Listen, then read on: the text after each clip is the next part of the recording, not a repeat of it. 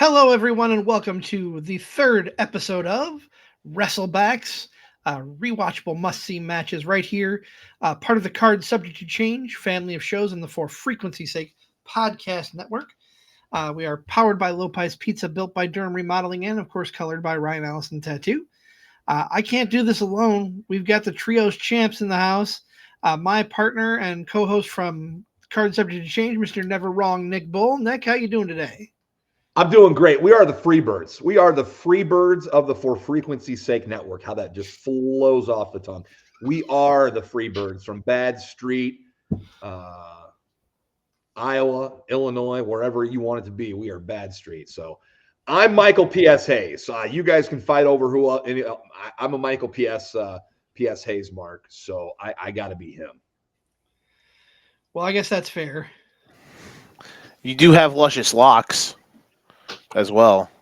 Bingo. Let's see. There we go. Hello, gentlemen. Hey, and of course, can't not have a Wrestleback show without the self-proclaimed Prince of Strong Style this month, Mr. Joe the Show Winkle. Joe, how are you doing, sir? I've got a name for every occasion, but I'm doing well. I'm doing well. I'm doing well. Back in wait for this one. Back in your life, like just like a lot of things that are in your life. I can't think. I'm very out of it in the moment, but we're here. We're excited.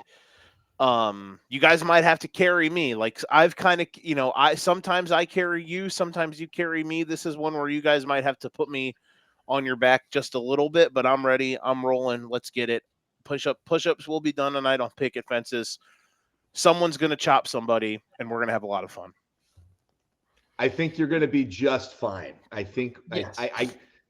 This match is different from the other matches we've reviewed. So that's what makes it unique. We want each episode kind of to be different and different spins on things. So that you'll get with this. Okay.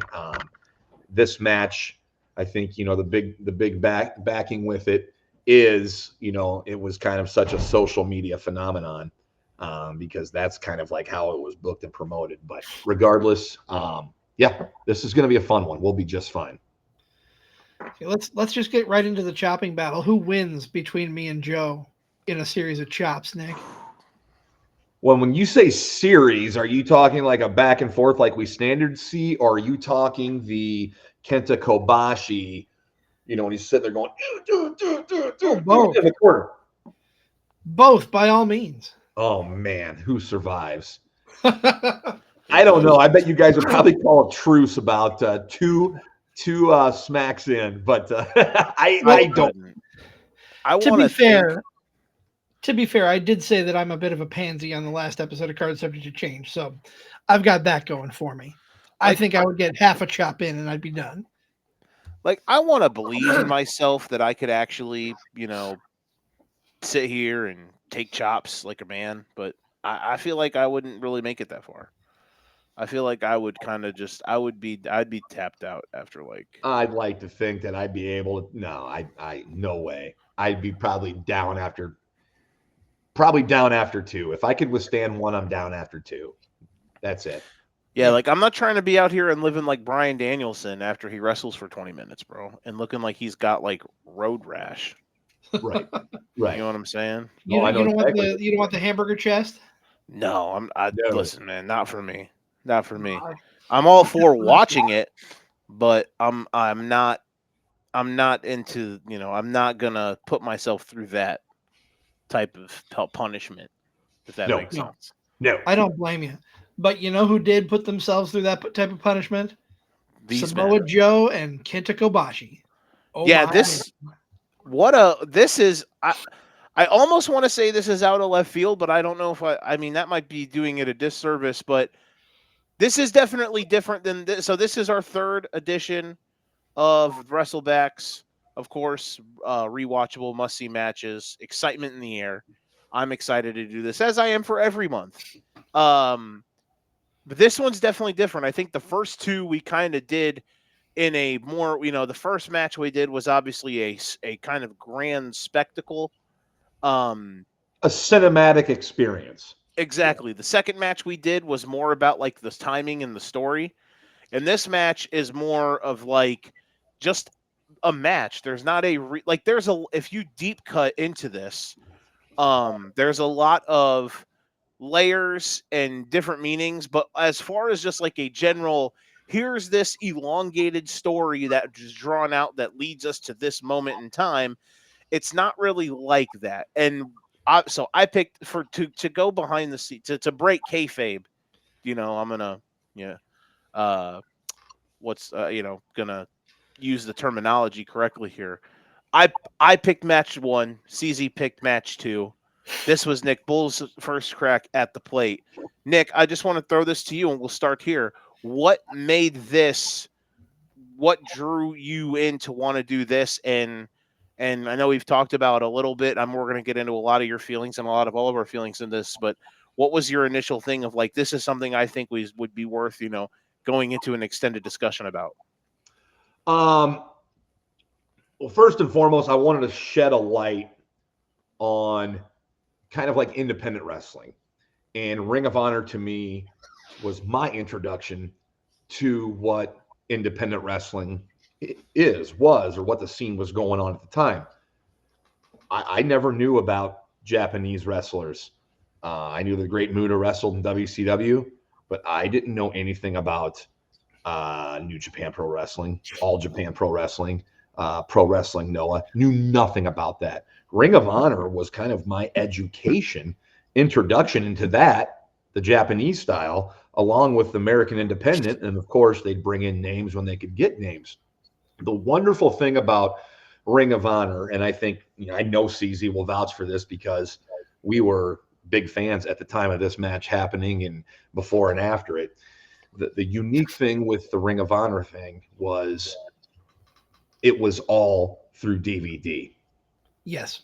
They didn't have a TV deal yet. So everything was through DVD. So you either bought DVDs, you traded DVDs, we'd buy them and then burn them. Yep. I guess come after me. I don't know, whatever. But that's how we learned about these guys. And then the best part, was the message boards. That's how I learned who other people were that I had no clue who they were. That's where I put names with faces on wrestlers. And so that was a big eye-opening experience for me, not only stepping into what, independent wrestling is or what we think it is here in the United States, but on top of that, giving the heavy dosage stuff of Japan and the influx of Japanese stars that they brought in and out. It was a cool time. And that message board, man, I learned so much by being in there, just reading other people's thoughts and stuff. And that message board, we'll get back to that later, it is a big part of this match. I love like certain people talking, like we're going to get into certain aspects, but I think some of my favorite stuff is talking about, it was doing some of the research on this and seeing CZ how, it like kind of trying to tie it to today and thinking of how without these types of wrestling promotions and this type of outlook on wrestling, certain stuff wouldn't be as prevalent today. Right. I think these were like the foundational blocks of being able to, maybe what's the word I'm looking for? To give people, to give people something to kind of like look up to in a certain aspect. I have a word. I know the word I want to use, but I can't say it because my brain is literally not working right now. Put on a pedestal, elevate. It's like, no, it's not those. I feel so stupid right now. Good God. Anywho, but it's like these people, like they're the wrestlers that see this, they get motivated. Motivated. I think that might be the word. This motivates them to like, hey, I see this. This is something I want to aspire to be. These people can get these reactions. These people can do all of these great things without getting to this higher stage and higher, because these are independent wrestling organizations. And I think because of that, because of these things, it helped drive other people to, create other avenues, all that stuff, if that makes sense. Oh, without a doubt. I mean, I look at Ring of Honor as the stepping stone for WWE bringing NXT into the play, especially the black and gold era, because so much of the talent on NXT came from places like Ring of Honor, like Evolve, that showcased matches like what we just watched or what we are reviewing today. I don't think there would be an NXT if Ring of Honor didn't exist. Just to piggyback off what CZ's saying, that's why I have kind of, I always was like moth to a flame for NXT Black and Gold, because it made me feel like I felt and reminded me so much of that Ring of Honor feel, popping in a DVD. Like it had an independent feel, but the production was top notch. The Black and Gold's the closest thing I can get back to, what Ring of Honor was if I explain it to somebody. And I don't hear a lot of bad things about the Black and Gold era. The Ring of Honor thing was kind of underground in the early days before they got that big television deal. Like I said, like the DVDs and people swapping them and stuff like that was a big deal. And that message board, like I said, we'll talk more about later. But yeah, and at the time of this match, Joe is under contract with TNA. Mm-hmm. He has signed his TNA deal. So, that was kind of unheard of, right? Like, you never saw WWE guys doing stuff like that, but here you had TNA, upstart organization, going after the next direct competition at the time to WWE. And they're letting guys, do their indie dates on the weekends or whatever. So that was kind of an eye-opening thing for me. Like that's a lot. That happens a lot more now. AEW kind of has that policy where if you're not booked, you can appear for other places. But at that time, 2005, it just wasn't something you saw every day. It was kind of neat and unique. Right. Incredibly unique in a degree. Like you would see, because you would see like the other promotion, you would see like indie promotions allowing you to go bounce around with other indie promotions, but an actual mainstream company, that would be to itself be different. Looking at like, going through the all of the different types of things for what this match became. So obviously looking at the two wrestlers, a lot of people, I'm sure most of the people that are watching this have understand these guys. But for me, when I first got sold this by Nick, I really had no idea really about this match, because my, going back and watching like mid 2000s Ring of Honor, just like that's when I first got into wrestling, was the early to mid 2000s. So like I was only 9 and 10 years old. So to go out of my way to find this stuff, like just wasn't in my dialect, wasn't in my Rolodex. And I've never really I've gone out of my way to seek some stuff, but not a bunch of stuff. But the importance of this match was fun to do the research of, to see like why it was so important, what it meant to the people. And I think it's easy to start first with just Samoa Joe, what he meant. Nick kind of mentioned already, he was in TNA at this time. The match happens in October. A month before this was probably the greatest match in TNA history, the triple threat at Unbreakable with him, Christopher Daniels, and AJ Styles. Samoa Joe's undefeated in TNA at this time. Later this year, he is going to wrestle and defeat AJ Styles for the X Division title. The following year will be when he's still undefeated and Kurt Angle joins TNA, and Kurt Angle and Samoa Joe have Kurt Angle's first match in TNA. So that obviously is some big stuff for Samoa Joe. He is well known. 2000, he started wrestling right at the end of the 90s in 1999.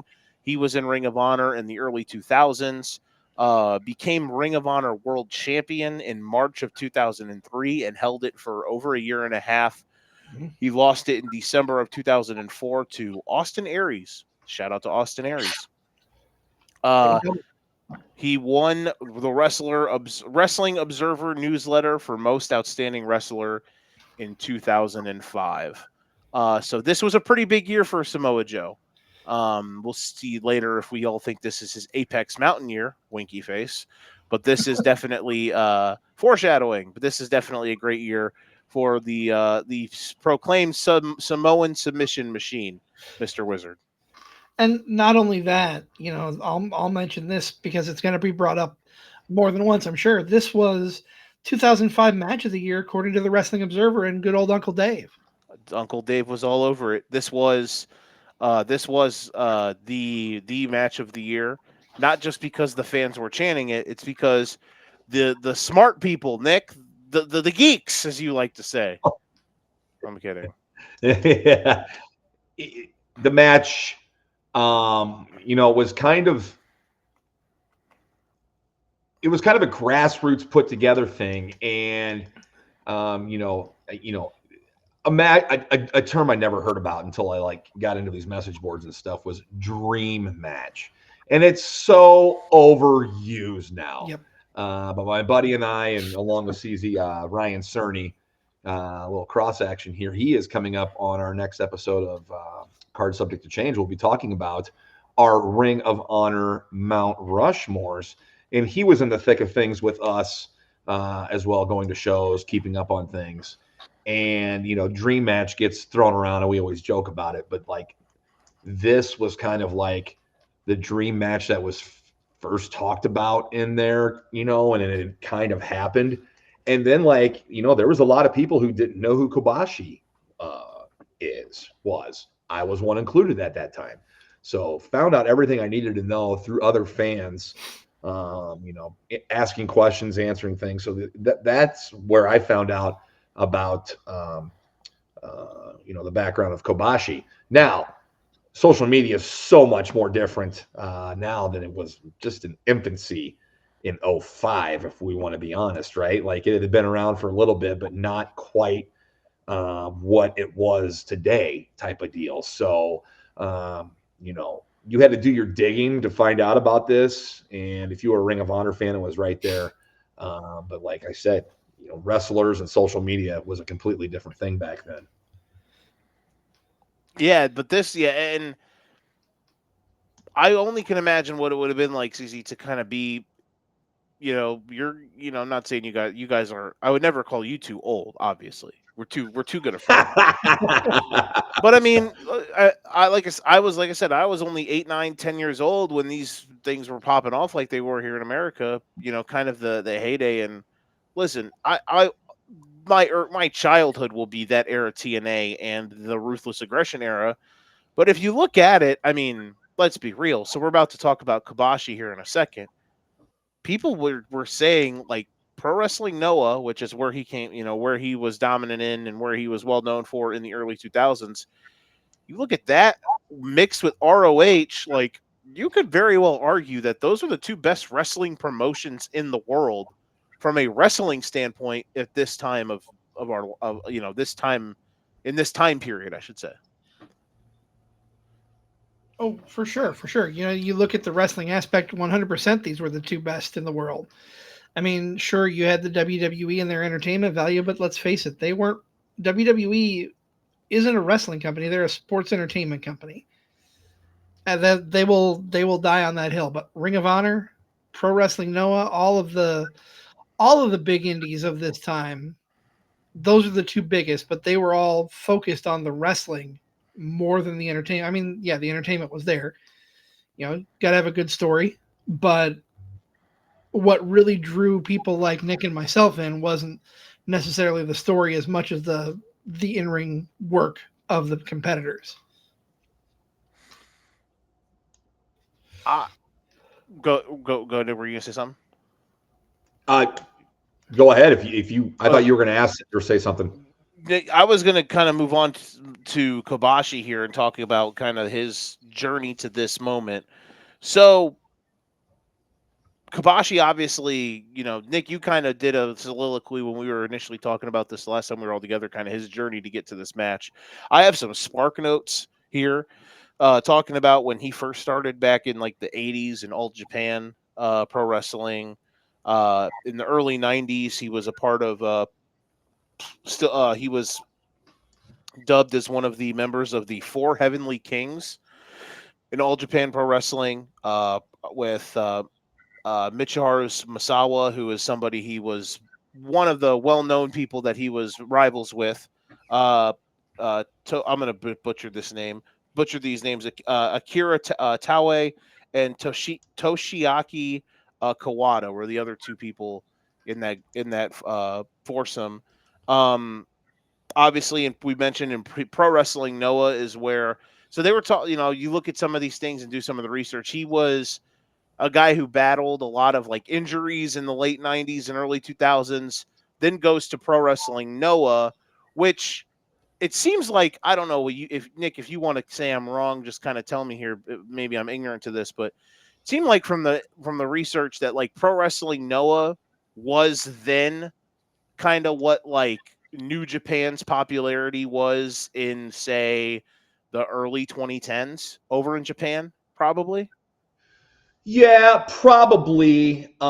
They had, more of the older stars at the time. I can't recall Kobashi's age at the time of this Joe match, but of the four, Kobashi, Mitsuharu Misawa, which I learned about him. Where did I learn about him at? In the Ring of Honor boards, because I had no clue who that guy was.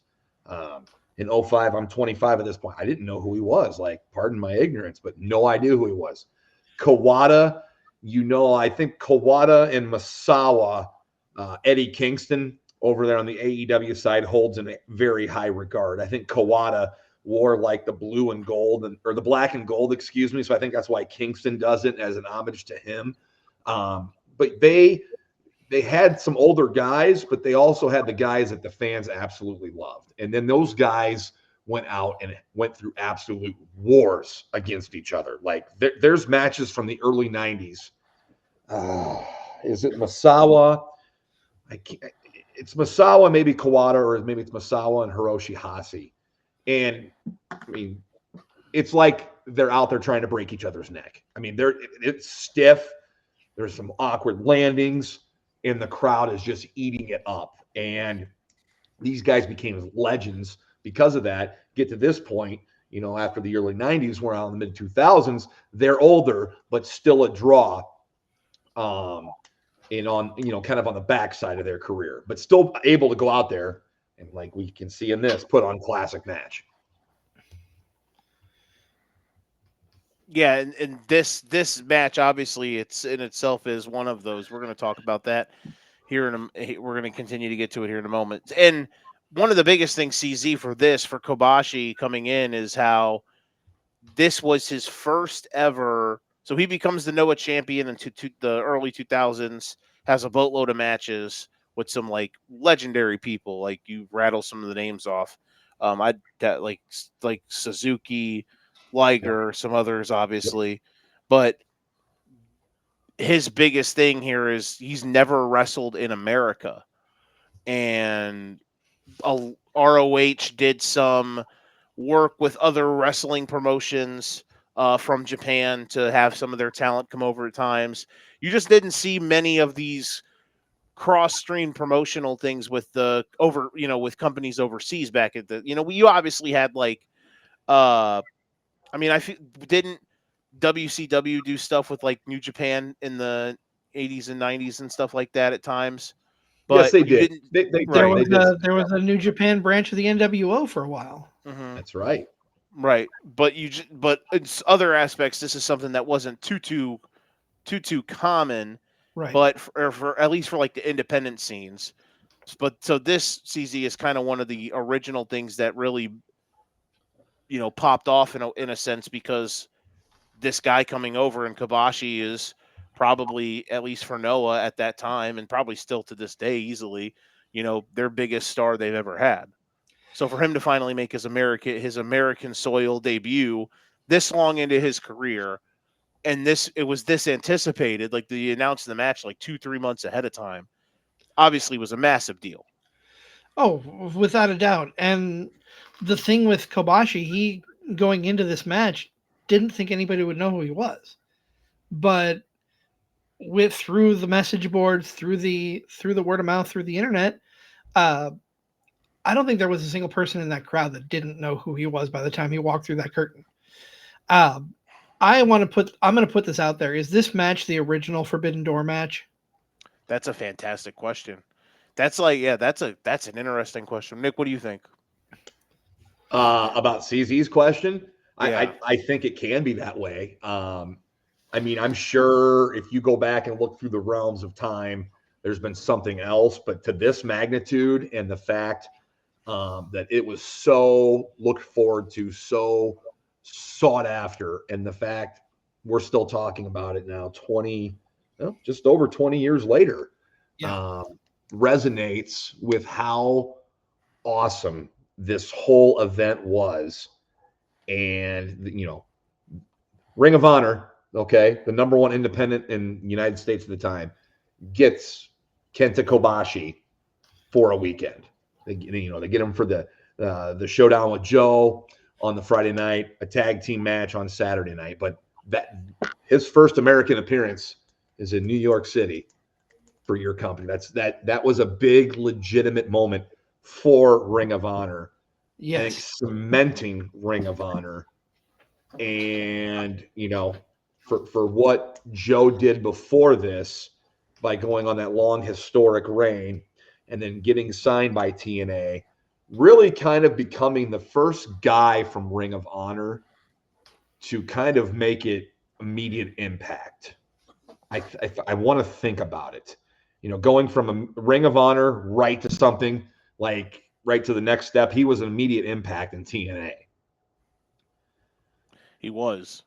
So these two guys, which, in age at the time, Kobashi older, Joe younger, but it's like the two ships passing in the night. The great what if. What if these two guys ever fought and it happened?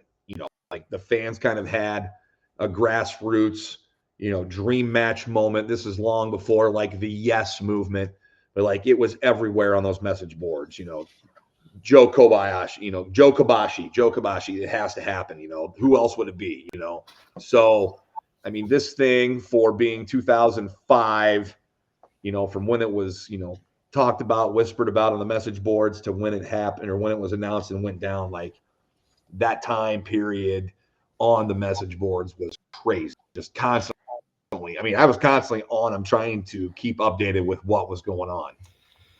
And the fact that Joe did a lot of convincing for Kobashi that he would be known here, that they would know who he is, that goes a long way for Joe, who's, in my opinion, in getting him here. That's, I think, what really put the nail in the coffin and convincing Kobashi to come to America and wrestle in front of us here in the States. It is one of the coolest things. You look at the match breakdown here as you get into that, talking about them talking before the match. Kobashi wanted to wrestle he thought that the best way to approach it would be to wrestle as a heel because he was worried that nobody would know who he was. Right. And the moment that he has when he comes out and everyone's losing their minds. Really cool part of this whole thing for a guy like that who really didn't know what to expect. The funniest thing was listening to a little clip from the Steve Austin pod from years ago, and Joe was talking about hey man, all these people have illegally bootlegged all of your matches from over there. We've seen them. They know who you are, bro. Trust me. Samoa Joe's one of us. That is for real. Let's go through. We mentioned some of those, so just kind of going through the match here as it is. The entrances, Samoa Joe, his entrance is let's just say legendary. We'll get into that a bit more later in a different in some categories. Kobashi comes out, the crowd's going nuts, throws his arms up, has his moment in the sun. The match starts. It's the initial first 2.5 minutes, 3 minutes is just both guys having a out alpha each other contest. They're staring each other down. They tie up. Joe gets him into the ropes, and then he slaps him. Kobashi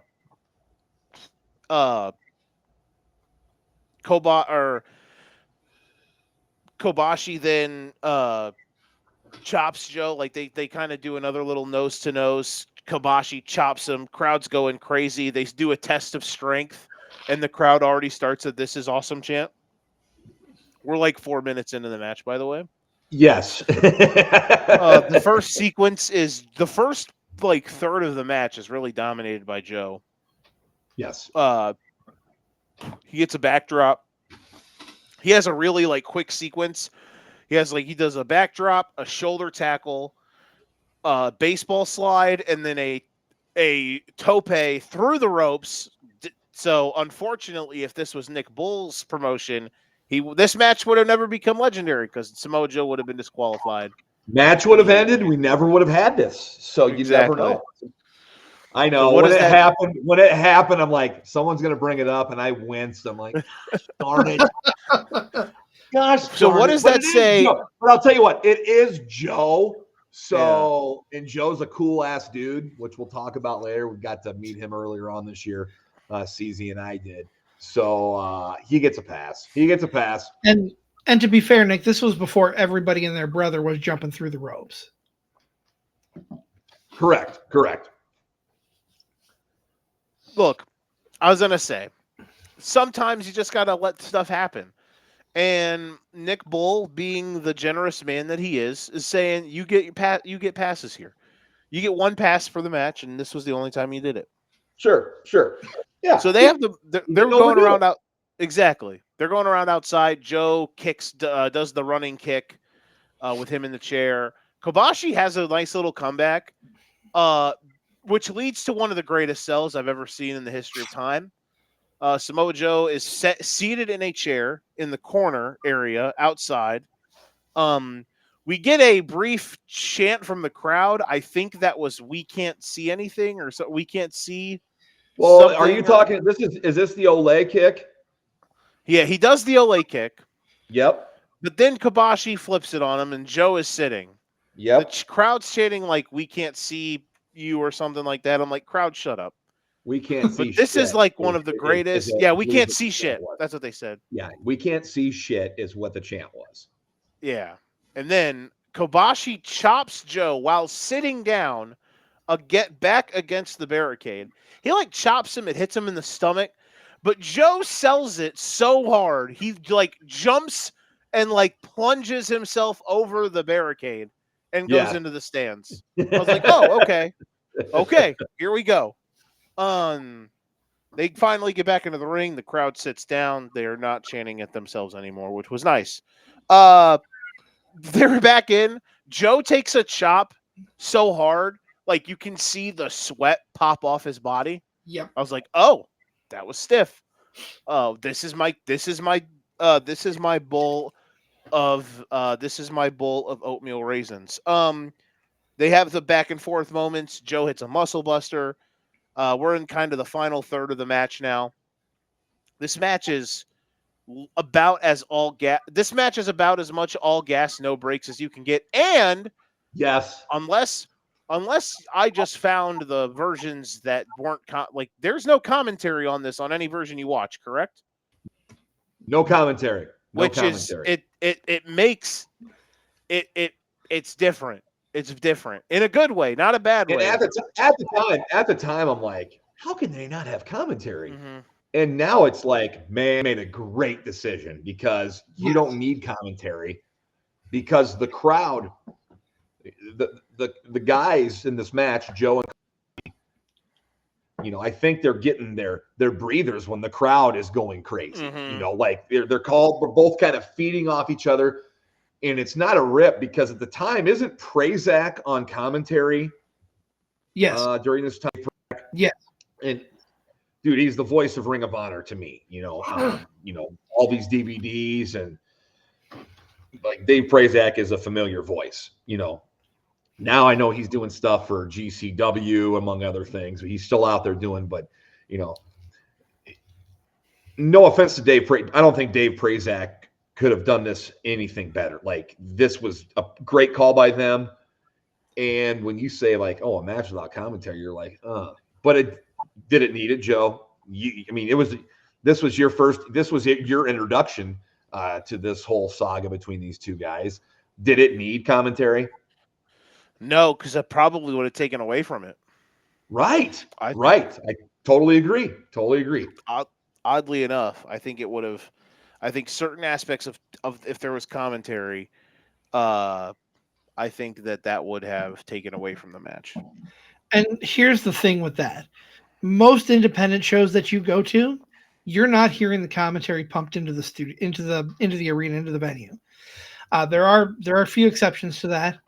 Some do prefer having the commentary piped in, but watching this match, at least for me, gave me the feel like I was there live because I'm not hearing the commentary. It's just two guys beating the crap out of each other, and you're building your own commentary in your head. That is, and go ahead, Nick. No, and when you're a part of a crowd like that at a live show or a match or a big moment like that, it's just like it's like a tidal wave of emotion and energy. And that's what this ballroom reminded me of. Like the waves just smacking back and forth between the walls. It was unbelievable. You didn't have the dumbest chant in wrestling history, "Fight Forever." You didn't have that around yet. But like when they're saying this is awesome, like they're totally embracing the whole moment. Like Japanese legend is here for 2 nights, and we're here for it, and like I guarantee you, Joe and Kobashi fed off that, and that match probably went 5 minutes longer because of the crowd carrying those guys. Like if it goes any longer, I don't think. I think maybe it putters out a little bit, but perfect. This was perfect. It did not need to be longer, and they probably gave the fans more. But hey, you ever been to a great concert and the band gives you more because they're feeding off the crowd? That's what this was right here. That's what this was. So into like I said, we were kind of in the final third of the match here. We had the Joe Muscle Buster. There was a near fall. Joe does the power. Going through this too, it's like it reminded me of just so many different things that Joe does that I just love and adore. Like his like he's so smooth, man, and I've always been a huge fan of his, obviously. I mean, he is my namesake after all. Some say I was named after him. Probably not true, but some say. He does the power bomb into the STF, and then the crowd's chanting, "Please don't tap." I was like, "Oh, that's good. That's a good one." Yeah. So he does that. Then he like gets him into like an arm bar, and then he does the step over, and then they're just amping it up perfectly to have the crowd build more and more, and then he gives the rope break, and then we get to the kind of the ending sequence, where after they get the submission break, Kobashi hits kind of, would you call it a half and half? He's got him gut wrenched, and then he's got the Nelson. I would call that a half and half. If my terminology there is wrong, please tell me. Or is that the abdominal stretch? Whatever you call, he does have that moment, but then he gets him in that. And whether you call it a half and half or whatever you call it, he drops Samoa Joe on his fucking brain. That's what he does. He does that, and it wasn't the last time he does that. We then get maybe the most iconic moment of the match where they get back up. Joe goes into the corner, and we see where Eddie Kingston got his personality from, because we see machine gun chops. Yes. And baby. Did you guys count them? I did not, but there was a lot. I did. I imagine that you did, Nick. I did. If the number is set at like 35 and a half, I'm taking the over. Oh, hammer that over. Yeah. I only counted the sequence in the corner where he just goes crazy. I mean, from start to finish. Okay. What'd you get? 72, and that's probably plus or minus two or three. Oh my God. 72, brother. and I probably missed 2 or 3.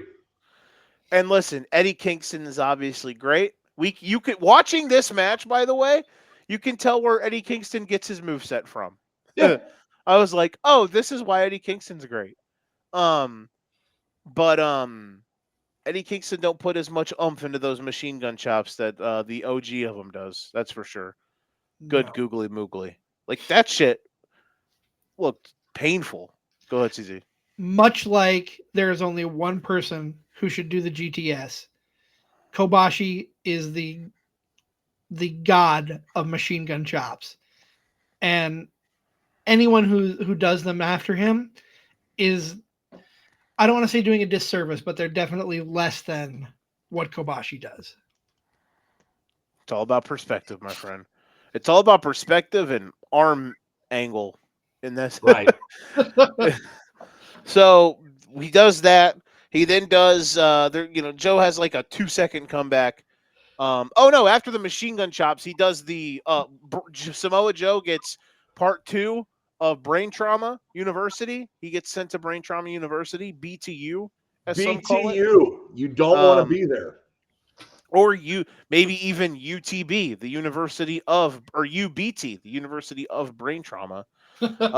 Sleeper suplex on the top of his cranium. We then get a trifecta of spinning back fists, lariat, 1, 2, 3, euphoria all over the world. Just it was in how do I put this? I don't want to call it like an out of body experience because I've just seen from everything I expected it to be really good. But to see like that happen, like to see the way the match was, and just I understand. Like, okay, let me put it in this perspective: seeing that the way it was done, and thinking of how people sometimes try to like reenact that type of strong style, like I thought the strong style stuff that I see now is like my type of shit, buddy. Let me tell you, this was my type of shit. This was my can of Kool-Aid. This was incredible. Mr. Wizard.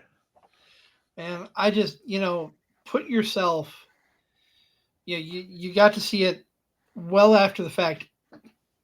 Close your eyes, close your mind, put yourself back in the arena and imagine what that would have been like to be in New York in that crowd with that match. I've seen Joe live in an independent environment one time. He took on the artist formerly known as Tyler Black. And that was amazing. But I can't even imagine how electrified that room was watching it with that crowd. Because the crowd helped make that match even better, even more than it was. And the match was fantastic. That's the thing. It's one of 800 people, and the crowd makes it feel like it's a 25,000 seat venue. Yes. Probably a room of anywhere from 600 to 800 at the high end. Mm-hmm. I mean, probably I would say 6 is firm. I would say 600 people in that room. Everything I kept watching kept saying 8. Like that was the amount. Yeah, they kept saying 800. We'll go with 800. Let's see here. Where am I? Got my little notepad here. Here we go. Categories. As always, most rewatchable segment leads us off. For me, I think the beginning moment of them kind of trying to out puff each other's chest. Oh, but actually, let me rewind before we get to the categories. The ending, was that Jay Lethal? Yes. Okay, that's what I thought. I was going to a little show and tell here later on, but I have the DVD of this show. Uh-huh. And I was just going to read you a few of the other names that were on the show this night. Let's go. Okay. Of course, Kenta and Joe. We got Homicide. You know who Homicide is? Oh, yeah. Yeah. Okay. Homicide versus Jack Evans. James Gibson. You know him as Brian Noble or Jamie Noble. Jamie Noble, right. Yeah. Wasn't Jamie... I saw this video. So this is after Jamie Noble was like in WWE. And didn't they say he was the Ring of Honor champ around this time? Or he was a former Ring of Honor champion. I'll look up the lineage here and the title changes here in a second to get the order. But James Gibson against Jimmy Yang. Oh, how about that? Roderick Strong versus the late Jimmy Rave. Nigel McGuinness versus Jay Lethal. Christopher Daniels on the card. Matt Sydal. Colt Cabana versus Claudio Castagnoli. So there's a pretty good roster here in Ring of Honor right now. They're clicking pretty good. Even though they're an indie, no TV deal, grassroots fan base, they're doing a pretty good job for themselves right now. Yep. At this point. So I was going to mention at the end. Most rewatchable part of this match, right? We were talking about that. Yeah, I was going to get to that. I kind of rewound for a sec. That's okay. At the end, the moment, the handshake, the hug, and then like Kobashi's like exit, like they kind of Joe and Lethal was obviously in there just checking on Joe. He did kind of get dropped on his head twice. Not saying it was a bad thing. I'm just saying he did. I'm all for head. I'm all for head trauma as long as it's controlled. Controlled head trauma. Could it have been that his chest cavity might have been caved in? Could it have been also that, Joe? Yeah, that also. A literal, as Jay Lethal would say, a lethal combination. Oh my gosh! I'm out here. And most of those chops from Kobashi to Joe are like hitting up here, and I just can't. Oh, no thanks, man. All caps pain. That's what yes. it is. It's in all caps pain. Lots of pain. So they kind of like just laid out and let Kobashi have his moment in the sun. He got basically a walk-off send off by the crowd going crazy. That was really cool. Anywho, back to the most rewatchable segment. I've got two. The initial moment where they're having like the out trying to outdo each other, and then the machine gun chops part. That's my yes. two nominees for this. What about you guys? I will second the machine gun chops, and I will raise you. I love when Samoa Joe comes off the rope and does his senton in the middle of the ring. Oh yeah, I'm glad that he wasn't to the point where he's sticking up his middle fingers while he's doing it, because this match didn't need it. Mm-hmm. But that's one of that and his walk off when someone's coming off the ropes. Two of my all-time favorite moves that Joe does. So seeing that in this match, that definitely, I could watch that all day. More on that type of stuff here in a moment from Samoa Joe, for me anyway. Nick? Of course, the machine gun thing. I love the crowd, like the first crescendo when he keeps continuing the chops. Mm-hmm.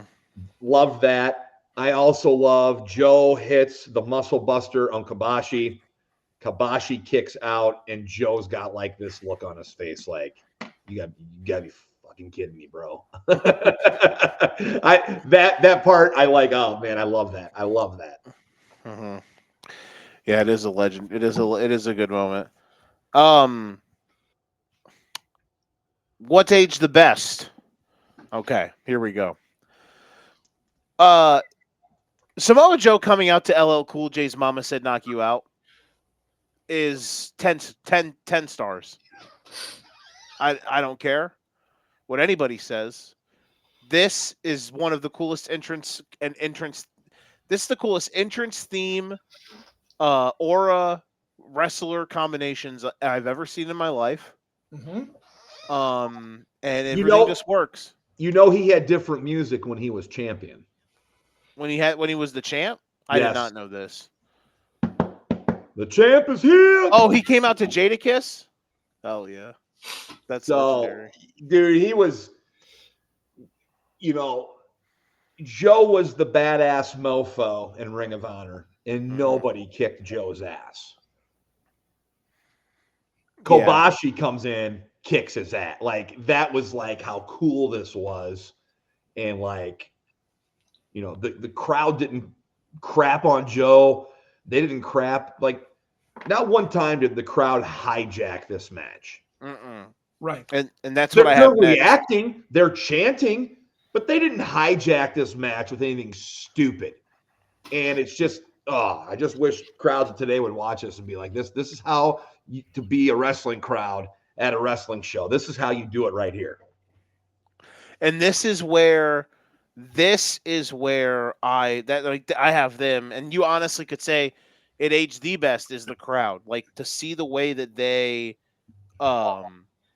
the way they interact, the way they do things, the way they handle themselves, the way they kind of add to them. They add to the match, but sometimes you'll have wrestling crowds where they add to the match, but they take over the match in a bad way. This adds to it like in a perfect sense. Like, there's other matches, for example. So you guys might just, this might be a match. This will not be the next match we do on Wrestlebacks, but it'll eventually be one we probably do sometime down the line. Is the elite tag the elite tag team match from Revolution 2020? Yeah. The Bucks versus Omega and Hangman.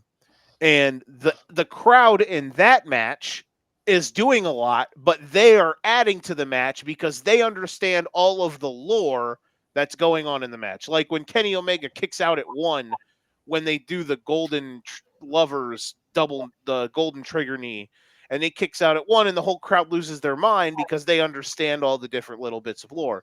That's an example like this is where, granted, this is different because that's like the crowd adding to it by knowing the storytelling bits. This is the crowd just knowing because they're there for the emotional ride. They're there to see kind of this match on the level of where you put things in wrestling is, I would say, it lives in the corner and the category of spectacle, and that's what the crowd is here for. They're along for that ride, and they're not taking over the match in a bad way, which would be obnoxious chance to get themselves over, doing some stuff because, during points in the match that have nothing to do with the match. They are here for the spectacle, and they add for the spectacle. Yes. Yes. Yep. Stay in your lane, react, go batshit crazy. And, there wasn't, hey, did you see any cell phones out? No. Well, I mean, it was also 2005. Well, that would be a lot of flip phones. I know, but that was kind of cool to see. Like, there's no phones. No. I seen some people taking pictures with cameras, which was kind of cool. I was going to say, the only thing that would have made this honestly better if there was some flash photography involved. Right, or throwaway cameras. Yeah, where's the flash bulbs? Someone's about to do a 5-second someone's about to do a 5-second pose up in this joint. Anywho, the last thing I have under what's it? Yeah, there we go. I was waiting for him. Like, God, Joe, look at the screen. I know. I was looking at my notes, my details. I'm a detail-oriented man. Hold on, we can rewind. Someone's about to do a 5-second pose up in this joint. Now it's Nick's turn. There we go. We did it. Yeah. What's aged the best? The last thing I have, the Samoa Joe moveset. This is what I was getting to earlier. This dude's aged like the finest wine. I mean, good Lord. His moveset, it's all he does. It's not the same. I mean, he's got like little flares here, but it's still the same stuff as he does now. It's beautiful. Everything makes sense. It's just, he's like the most athletic and the most well-rounded like guy that's his size that I've ever seen in wrestling. Like, the only thing that I can think in my mind that comes close to it is Kevin Owens, but even Kevin Owens doesn't have like the quick. Kevin Owens isn't like as quick twitched. No. Like Samoa Joe is like if a defensive tackle. Samoa Joe is like if Aaron Donald was a professional wrestler. Right. And it's a shame that certain people thought of him just another fat Samoan. No, dumb people. Agreed, but dumb people. That's how he was perceived. He may be the most underwhelming looking guy. I mean, he's in great shape. That he's like a video game character when you look at his shape. But no, I've always loved Joe because he's worked a legit style. Like what he does, that's what I was going to rave about this match. Like how much unnecessary crap was in this match, Joe? Not many. Not much, if anything. much. Not much. I would honestly, you could argue that there's none. Like there's this isn't even unnecessary, but there's like a couple moments where they have rest holds. That's it. There's nothing else that's like this. Like this isn't this. As I said earlier, this is the fullest. It is a spectacle to the fullest degree, and it is a Hall of Famer, a Mount Rushmore member of All Gas No Brakes. Yes. Yes. Without a shadow of a doubt. Yes. Joe, I'll build off of what you said. Samoa Joe's moveset is what aged the best. No. It's not just his moveset. Samoa Joe himself is what's aged the best out of this match. Oh my God. I'm just going to throw that out there. Yes. Absolutely. And yeah, like obviously this is really cool because recently we were all together to watch his world title match at WrestleDream, and he's in a program right now with Hangman Page, the king of Halloween costumes in wrestling. That's what Hangman Page is right now. Shout out to him. But this is probably the last time he'll ever be in a world championship feud. And it makes you realize, like, damn, a lot of these people that we grew up watching, at least I grew up watching, Samoa Joe, John Cena's final match is going to be in a month and a half. AJ Styles starts his retirement tour next year. Exactly. Like we're losing recipes, folks. And it's just like to see Joe in this aspect, which I don't know if I wouldn't call this like Samoa Joe's like world coming out party, because this was on like I would probably say that more as maybe the Unbreakable Triple Threat match, maybe as Samoa Joe's like coming out party to the world on like a more broader scale. Oh, absolutely, it probably was the TNA one for sure. But yeah. But this is obviously Joe, like we talked about, Samoa Joe won the best wrestler. He won the wrestler of the year in 2005. This was the match of the year in 2005. Like what he was doing then, and he's still able to put out just quality, high level stuff now, literally 20 years later after the fact, is pretty crazy. Absolutely. For sure. Like not much has changed in his style. Like maybe not as much high risk, but he's still physically imposing. He still has a submission mat based offense, still does the muscle buster. I mean, yeah, Joe has probably aged the best. I mean, the match itself has aged very well. Like we're 20 years down the road, and I think, people still enjoy this match. I hope they still enjoy it 20 more years down the road. Because to me, it's low budget, right? There's a good amount of people in there. Production's okay, but that's okay. It doesn't matter because the story and the physicality is going to be an A freaking plus, and none of that other stuff doesn't matter.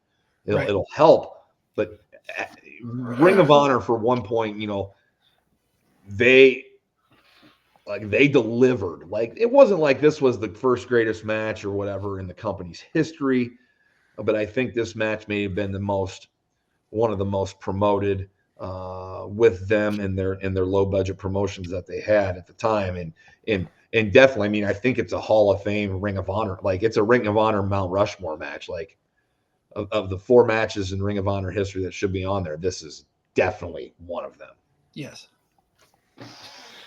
No, I completely agree, and I love the discussion we're having. Before we continue, I just want to pause real quick. Say you are watching or listening to Wrestlebacks, part of the Card Subject to Change family of podcasts on the For Frequency's Sake podcast network. Wrestlebacks, rewatchable must-see matches with myself, the Wizard CZ, Never Wrong Nick Bull, and Joe the Show Winkle. And of course, we are powered by Lopez Pizza, built by Durham Remodeling, and colored by Ryan Allison Tattoo. Joe? Man, we're out here. Man, you'd think I was a professional or something, wouldn't you? We're out here. We're so out here. So this could be a first. And if you guys have, listen, obviously, I send you the categories. You guys have all the free reign to do stuff that you want and add stuff, but I have nothing under what's age of the worst.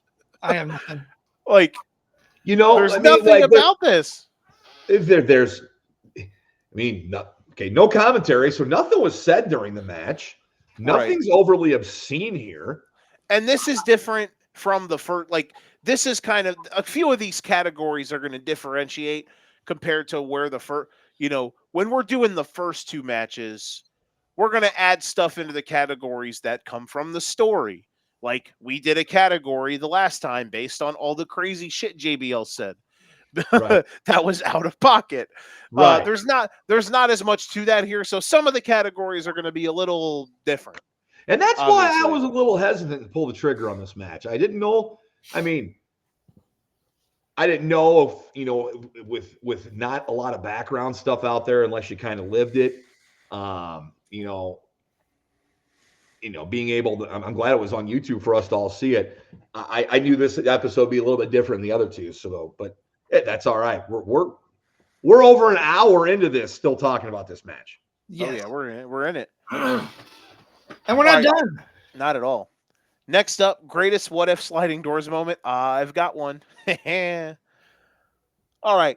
So there's a rumor. Shout out to Gabe Sapolsky. That Samoa Joe was not supposed to be the man that wrestled Kenta Kobashi in this match. And I'm just going to ask the general populace of this group here that my what if sliding doors moment is, what if this one-on-one match was with the original person that they had pegged for this, and it was with Loki instead of Samoa Joe?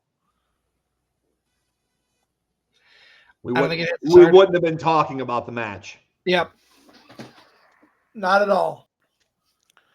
And this is nothing against Loki. I just feel like, there's levels, right? Is that fair? Yeah. Is that a fair way to put it? I'd say so. Yeah, I think that's fair. I think that's the fair and the most PC way to put it. Look at that. We're out here. Listen, we're all just. No, they went with the right one. They could not have had a better choice in that situation. You could have thrown Low-Key out there, and I don't think the crowd would have been as nearly involved as it would have been for Joe and Kobashi. No. Right. Exactly. Chiefs and tribes and what have you. Right. Do y'all have any what if sliding doors moments? I do, and you guys can shoot me if you want. This is the only time that these two have met one-on-one. What if there was a second match? What if this were a trilogy of matches? Would it be just as memorable and just as good if we had more matches between these two? Oh, that's a good question. That's hard because is there a title at stake? If there's not a title at stake, I think it's extra hard because he's coming back for a second. Well, there's going to be a third. So you paint yourself into some dangerous situation there, potentially. But I think the allure of this, it was a one-off. They wrestled against each other in a tag match the next night. But I think the allure was this was just a one-time deal. And that's why I think this is so special. It hasn't, in wrestling, things are done how many times over and over and over again. This was it. And if they would have had a trilogy, I'm down for it.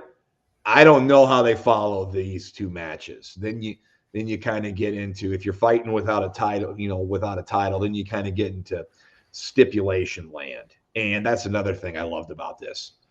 This was just a plain regular match. Like there was no stipulation with it. As much as I would like to have seen a trilogy, I don't think it would have resounded as well as this match did. And I'm just going to throw a term out there that I think applies to this match: lightning in a bottle. It is perfect spot, perfect moment, perfect everything. Like the one time kind of helps. I guess the only other time maybe I would want to see this match is if they ran it back in Japan. See what it's like over there, you know? See how different it is. See how the atmosphere. Other than that, though, I think because it makes it more, it almost makes it like more special, right? The fact that it only happened once. Yes. You know, you don't get that often. Anyone got any hot retroactive takes to spew? I've got I kind of said it earlier. Like, I hate the term dream match, but we can use dream match here. This was a dream match. I have a lukewarm take. It's not hot nor retroactive, but it's lukewarm. Matches like this, unfortunately, like give off the wrong impression to allow people who are not nearly as good think that they can pull this type of stuff off. Like, I'm all for, as I stated, like my type of I love jam, and my type of jam is the jam that's flavored in this type of stuff, which is stiff, hard shots, all that good stuff. But there's sometimes that it just doesn't work, and that is not my jam. That jam stinks and it's rotten, and it was left out on the counter for like 2 or 3 days, and like there might be something growing inside of it. I'm not landing this and playing on the analogy landing strip at all, but I'm trying to, okay? Nick, don't laugh at me. I'm not, man. I know. I'm here for it. I'm waiting. But that's where I'm at. Like, there's just because certain people can do this type of stuff doesn't mean everyone is allotted the runway of let's just try to forearm strike and chop each other for 20 minutes and think we can recreate magic. No, you can't. Now, I'm not saying all of those matches are trying to dip into their toes into this selective pool. I'm just saying some people need to stay in their lane. That's all. Fair enough. I know what you mean. Yeah. I know what you're saying. I get what you're saying. I'm with you. I don't really have anything for unintentional comedy. Okay. There's one that got me. I will say the only I guess maybe Samoa Joe doing the like self back body drop into the stands off the sell of the chop, that got me a little bit. Yeah, that got me a little bit, but there was a moment early in the match. Joe is backed against the ropes, not in the corner, and Kobashi hits this massive chop, and you just hear someone in the crowd go, "Oh God!" That's like the wrestling version of in SpongeBob where they go, "My leg!" Oh, my leg! Oh man. Picking nits, didn't really have anything. Again, nothing to pick a nit on. This is about as clean as. I don't know if there's any. I don't know if we will ever have another night like the another show that we do of this where the lines are so neatly colored in. And I know. Sometimes you get perfect Picassos, but that's fine. This is one of those special occasions. This is a good one. I threw this one in there. I feel like we're gonna have some good stuff. Maybe my favorite category out of all of these for this show. What was the most mid-2000s indie wrestling thing about this? Ole, ole, ole, ole. There we go. That's a good one. Ole. There we go. That was grainy handheld cameras. Yes! Oh my God! I said the aspect ratio, brother. It's like the spotlight, dog. When like the light is a certain thing, like Samoa Joe looks like a ghost. I'm like, this is so 2005. Oh man, it was too. It was. It like sometimes those DVDs were shit. They were, but they got better as time went on. Yeah. And when I put it up, like I watched it on a newer TV, and I'm like, God, the picture sucks on this. Oh wait, 2005 handheld camera. I think it adds a quarter of a star though. Honestly, for sure. Like it does. It adds to the match. It doesn't take away from it. Right. When you know it's purest form. You know. Most 2000 indie wrestling thing about this match: metal guardrails. Yes. Oh, yep. Yeah. Yep. There you go. I had the camera like, oh god, that popped. I love that. We're gonna do like maybe like the 10th episode of this is just gonna be us reacting to all of the shows that we've done. And my favorite moments are gonna be CZ asking the question of we needed the like basically CZ saying we need the Zapruder footage of Solo stealing the weight belt from -1. And then me and Nick popping out about the aspect ratio on the camera. The other thing you mentioned, the guardrails, like the bigger picture, just the venue in general. Fair. I like what Nick said about like the sound in the building is like waves because it's they're in a box, they're like literally in a tin can, and it's immaculate stuff. It's immaculate. Anything else you guys have under this category?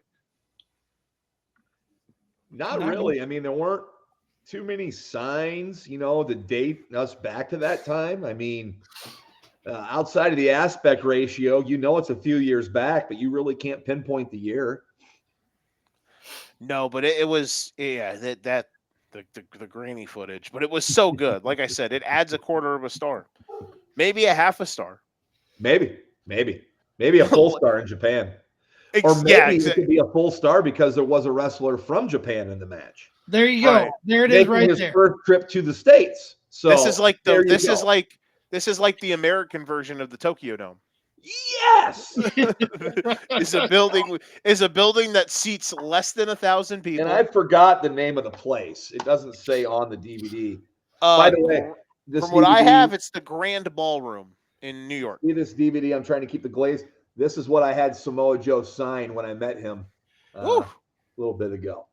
CZ was there. Cool dude too, man. Totally cool dude, which makes it even better knowing that we're reviewing a match of a guy that's just a complete badass and a cool ass dude. Right. Agreed. Where was it you guys met him at? We met him at a Comic-Con down in Bloomington? Bloomington. Yep. Yeah. Yep. And this was right before he was thrust into the world title picture with Hangman. So they had one or two other wrestlers there, but this was really more of a comic-esque. He was there, I think, more promoting Twisted Metal than anything else.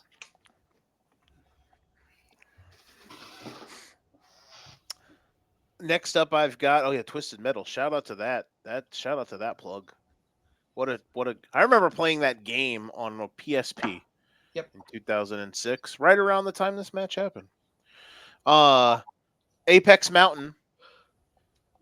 Is this the Samoa Joe year Apex Mountain? It's on the short like if there's a Mount Rushmore of Samoa Joe years, this is definitely on it. This is it. This is it with this match, with him being the wrestler of the year. This match being 5 stars, and then you had the TNA triple threat match. And what was the other match?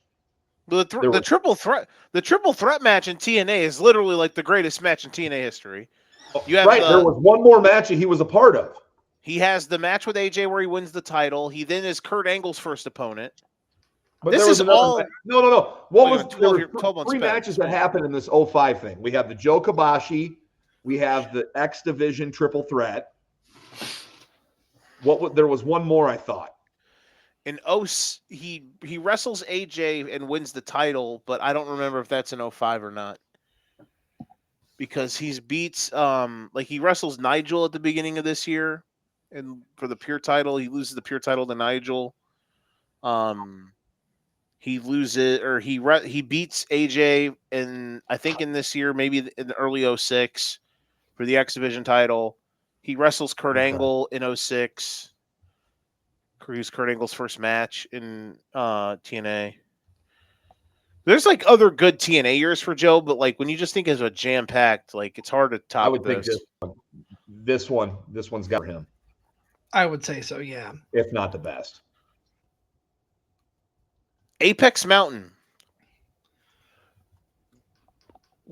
Japanese wrestling crossovers in America. Like I know that again, when you look at it, this is a one-time thing. which granted it was huge because this is one of the biggest stars in Japan wrestling. But like, and it's in a smaller-esque venue and an independent scene, but like, is there a bigger, like, maybe I'm just in the moment so much that I'm oblivious to it right now, but like, is there a bigger, like, Japanese star coming over to America that had this much kind of fanfare behind it? Man, I don't. The only thing that I can think of is like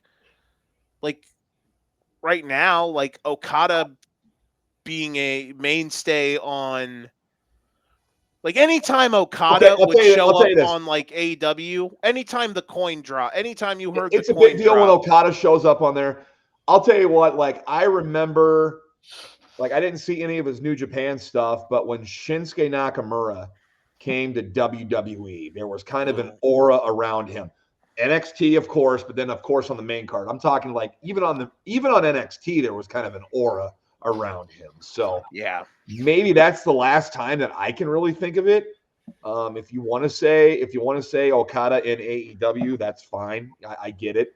Other than that, recently, I mean, because you have so many, now these wrestling companies all work with each other, right? So you got multiple companies having Japanese wrestlers come in. So, I mean, I think it's kind of harder to characterize that or generalize it, excuse me. No, that's fair. CZ? Obviously, Apex Mountain, this is the best match of 05, and it was presented that way from the Observer, but let's compare some of the other matches of 05. Just pulled up a list here. Obviously, the Unbreakable three-way. You've got Shawn Michaels and Kurt Angle at WrestleMania 21. Wow. So good. John Cena and JBL's I Quit match at Judgment Day. Very spicy. I don't know if I would put these up in the best category, but 2005 also gave us Batista and Triple H at Vengeance, and the that was Hell in a Cell. That was a good match. That was a good match. Then the hands down 5-star classic. I know what he's about to Shawn say. Michaels and Hulk Hogan at SummerSlam. Yes! A match that will absolutely 1000% be on the show in the next 5 months. It's probably not the next match I'm going to pick because it's down to like 2 for me, but it might be the match after that I pick. I don't give a shit. You're on the clock here. You're on the clock here because as the minutes tick away and we wind down, you're going to have to. Or are we going to wait to announce it? We will wait to announce it again. We'll wait. Okay. To announce it again. Okay. Good call. You know, we don't want to give everything away. No, people want it. We can't. You know, just wait till we do one of these in person. Good God, people are really going to want it. We're going to bask in our glory or whatever. Shout out to Keith Lee. Apex Mountain. This match is the measuring stick. Okay. You know what? That's so, like, it's when you tick off the spectacle box, it really does. Like, this is kind of like what you want to aspire to be, because this is different than anything. This is different than some feud for a championship. This is different than some, even like a elongated rivalry. You want to know? All right. I just thought of in my brain, and oddly enough, this is only like a year or so after this.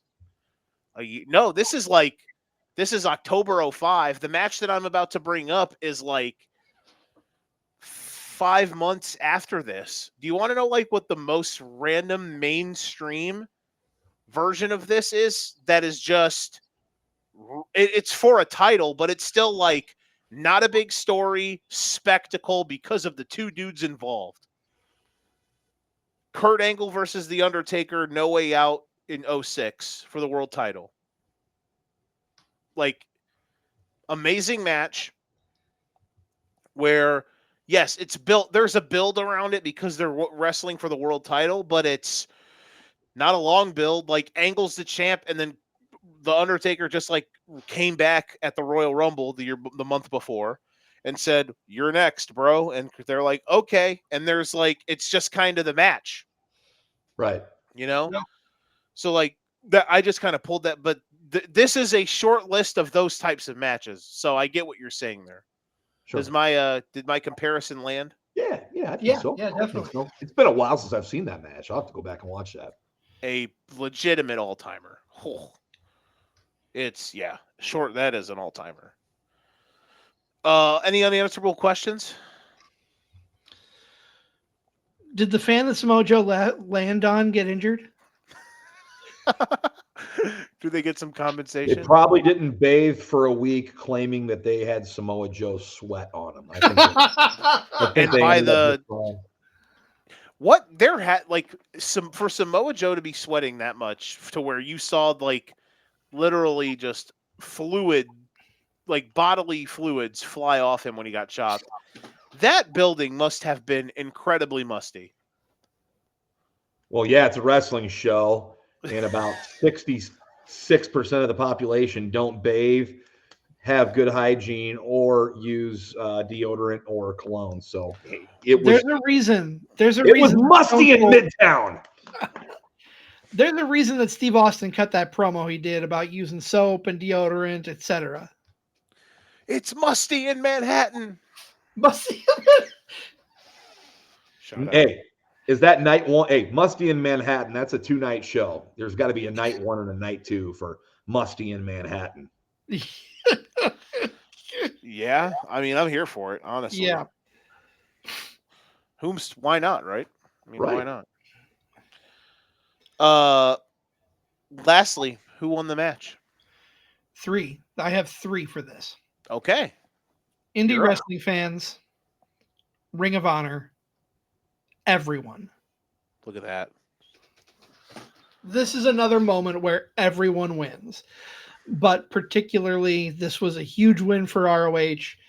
And for any fan in the building, this is a huge win for them. And for those who still watch it to this day, any fan of indie wrestling, this is the biggest win ever.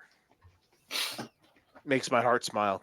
That you guys get the premise of the show when y'all answer the questions of the categories like you guys do. Means you get it. But yes, you're right. Like, that is a great point. Because I was just thinking from a spell, like, Pro Wrestling Noah to a degree wins because it's like their big star on the big stage, like the big stage for independent wrestling in America. But just in general, like Kobashi wins from having his moment in America on American soil. But you nailed it too. Like, ROH gets this huge bump because like it's another thing that they have on a long list of things that they have that they are known for that stand the test of time. And then Kobashi himself, like, or everyone in general, like the fans that were there, like, could you imagine? Like, holy Christmas. You're telling your great, great, great, great grandchildren, like, remember where I was at back in my day. And then everyone in general, all wrestling fans, especially like if you were in the know then at the time, like, I couldn't imagine. Like, I can imagine anything now that would compare to that feeling. I got Joe as the winner here, and here's why. Mm-hmm. This is what he's remembered for, man. Like, hold on, time out. You're telling me he's not remembered for this? Wendy! I knew that's where you were going. How dare you, Nicholas? I mean, okay, that's why let me correct that. That's how I'll remember him. Shout out to Wendy. Wendy! CZ gets me. Oh. It's like my thing. I have to do it like once a show now. I have to Blair Witch myself with this camera. Just randomly, Wendy! Yeah, Wendy! Yeah, shout out to Wendy. But no, I'm sorry. I didn't mean to derail us. I'm out here no selling Nick's points to get myself over. Oh, it's okay, man. It's a me problem. But you're right, though. Like, you are right. Like, he's had other moments on the mainstream level to a degree that were as big as, like, you know, like winning a world championship. I mean, when he won the AEW title, 2 years ago? Mm-hmm. Like, winning a world title in 2023, you know, being a world champion not too long ago at that stage of his career is high up there. his run in TNA. The WWE stuff, I don't think anything he did there compares. Like, he was great in NXT, but nothing he did there really compares. I think AEW's done a fantastic job since they've had Samoa Joe of making everything he's done seem important in one way, shape, or form. And yeah, man, but you're right. Like, on a full grand scale, like, what's the highest achievement for him? I think this is on the shortest list, or this tops the list. Sure. Without a doubt. Without a doubt. Well, look at us. We did it. And I thought we would struggle on this because I felt out of it, but you guys helped me, and I had more juice in the tank than I expected I would have. Which is not a bad thing. No, not at all. It was needed. No. Just when the lights come on, when the lights shine bright. It's my JBL impersonation. But yeah, man. No, this was a blast. We are going to. I can't wait to do this again. Yeah. Joe, as long as you don't pick a match from December to Dismember, if you do, we will disown you and never do this show again. The next match we're gonna do is the match the Zombie was in on the first ECW show on Sci-Fi. And you're fired. There we go.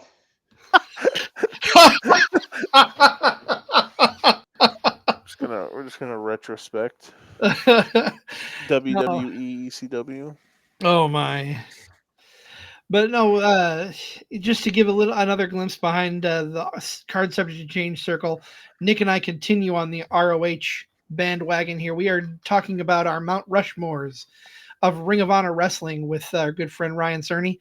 Excited for that this coming Sunday at 6:30 as we record this. That's Nigel, right? Yes, it is. Yeah. What on earth is he wearing? Oh, dude, he used to have spiked bleach blonde hair like that in Ring of Honor. Oh yeah, you're right. That's his actual hair. Yeah. Shows how much I remember. And he always wore the title belt backwards. Shout out to Nigel McGuinness. Yes, he did. Legend. Well, but no, man, it's always a blast to do these, and I'm so glad that this concept has taken off. And yeah, man, everyone just has blown me away for like what we've been able to do and the conversations and just the fun it's been. So I love it, man. I love it. Yeah. Nick, any final thoughts?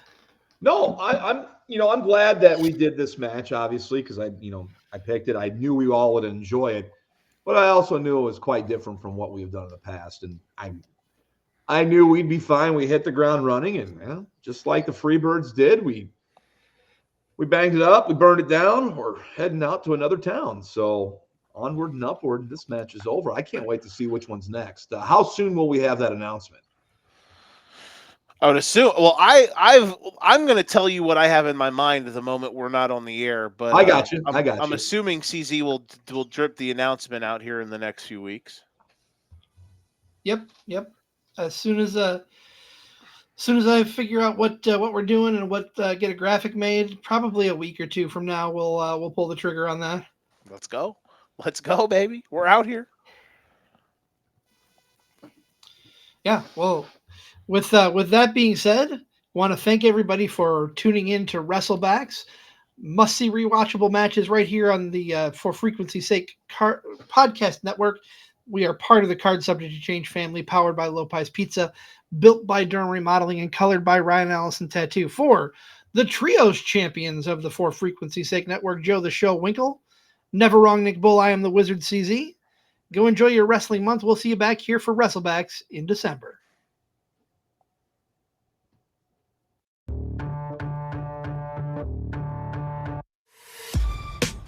This has been a For Frequency's Sake Podcast Network production. For more great content, subscribe to For Frequency's Sake on YouTube, Facebook, and Twitter.